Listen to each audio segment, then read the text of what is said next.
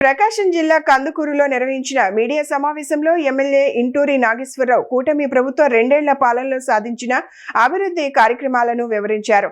నియోజకవర్గ ప్రజలు తనకు భారీ మెజారిటీతో విజయం అందించిన తరువాత వారి అభివృద్ధి సంక్షేమమే లక్ష్యంగా పనిచేస్తున్నానని తెలిపారు. ప్రభుత్వ సహకారంతో కందుకూరు నియోజకవర్గంలో సుమారు 410 కోట్ల రూపాయలతో అభివృద్ధి పనులు చేపట్టినట్లు ఎమ్మెల్యే వెల్లడించారు. మున్సిపాలిటీతో పాటు మండలాల్లో కూడా మౌలిక వసతుల అభివృద్ధి వేగంగా జరుగుతోందని పేర్కొన్నారు.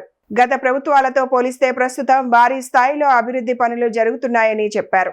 కందుకూరు నియోజకవర్గ ప్రజల తరఫున హృదయపూర్వక ధన్యవాదాలు తెలియజేసుకుంటూ ఈ రాష్ట్రంలో ఒక విచ్ఛిన్నమైపోయిన ఆంధ్రప్రదేశ్ని ఈరోజు గాడిన పెట్టి 2 సంవత్సరాల్లో అనేక అభివృద్ధి కార్యక్రమాలతో పాటు సంక్షేమ కార్యక్రమాలు అందిస్తున్న ప్రభుత్వం ఏదన్నా ఉందంటే అది కూటమి ప్రభుత్వం అని చెప్పి ఆ రోజు ఏదైతే సూపర్ 6 చెప్పామో ఈ రాష్ట్రంలో ఉన్న ఆర్థిక పరిస్థితుల్ని గమనిస్తూ ఎప్పటికప్పుడు 1 by 1 అన్నీ కూడా 1 by 1 చూసుకుంటూ వస్తూ ఉన్నాం.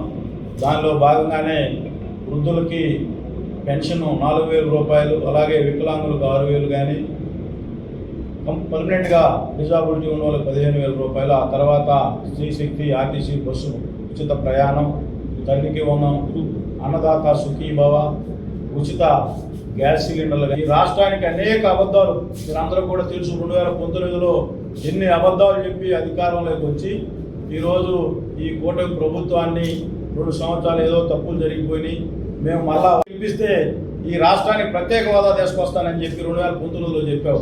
ఏడక దేశం పోయి ప్రత్యేక హోదా లాస్ట్కి చివరికి రాజధాని లేని రాష్ట్రాన్ని చేశాడు. ఈ రాష్ట్రాన్ని ఒకసారి మన అందరం కూడా ఈ రాష్ట్ర ప్రజలు, విఘ్నులైన ప్రజలన్నీ ఆలోచించారు.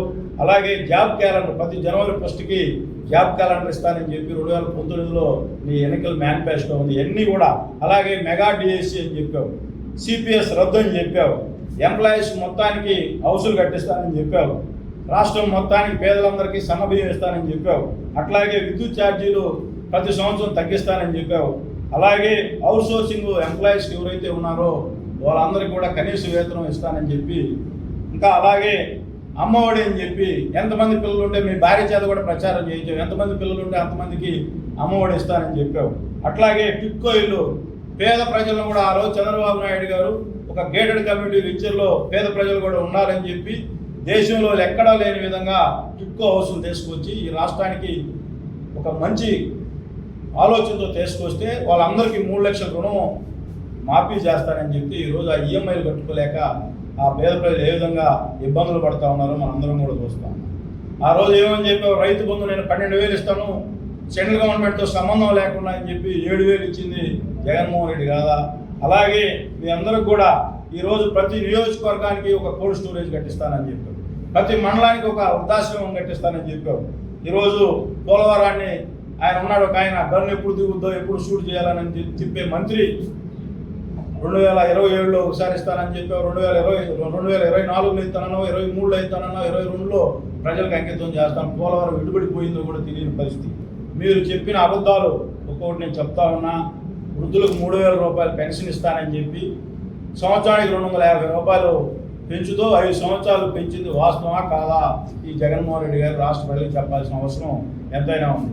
ఆ రోజు 2019 ఎలక్షన్ ప్రచారాల్లో మద్యపానం నిషేధిస్తానని చెప్పి ఈ రాష్ట్రంలో రాష్ట్ర ప్రజల్ని నీ పాపాన ఎంతమంది చనిపోయారో ఈ నకిలీ మద్యం ద్వారా ఈరోజు ఎక్కడ మూలాలు బయటకు తీసుకొస్తా ఉంటే మొత్తం మద్యం ముత్తులో ఈ రాష్ట్రాన్ని ఏ విధంగా 5 సంవత్సరాలు నీ సొంత కంపెనీలు పెట్టి ఈ రాష్ట్ర ప్రజల ధనాన్ని ఏ విధంగా దోచుకున్నారో ఈ రాష్ట్ర ప్రజలందరూ కూడా చెప్పాల్సిన అవసరం ఎంతైనా.